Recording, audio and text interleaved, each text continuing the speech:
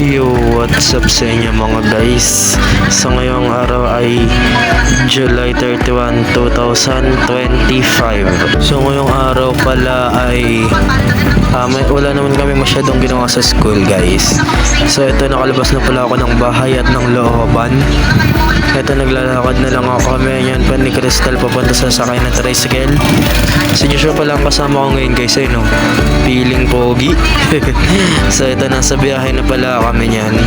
Ayan, papunta ng school. So ito, tuloy-tuloy ang biyahe namin ito hanggang makapunta ng Espinagis.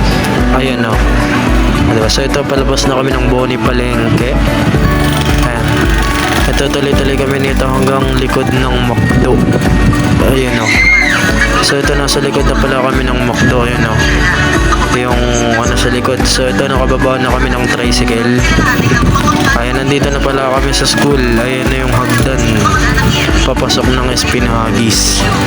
Diba? So ito, nakapasok na kami niya ng Espinagis ni Joshua. So ito, ayan, andito na pala ako niyan sa favorite na daanan natin sa likod ng Espinagis.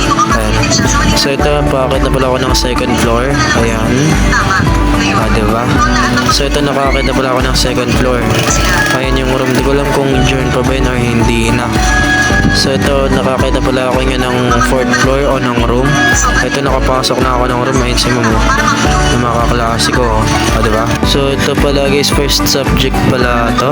Ayan no, diba? So ito, recess and then lunch. Ayan, lunch na pala namin yan. So ito, pauwian na pala ako yan hanggang sa ito, nakalabas na ako ng room. Naglalakad na ako palabas ng Espinagis. Ayan. So ito, tuloy-tuloy ang lakad ko nito hanggang makalabas ng school. So ayun, nakalabas na pala ako ng school. Gahanap na lang ako ng tricycle. So ito, pakasakay na pala ako. Ayan. So dito, nakasakay na pala ako ng tricycle pa uwi.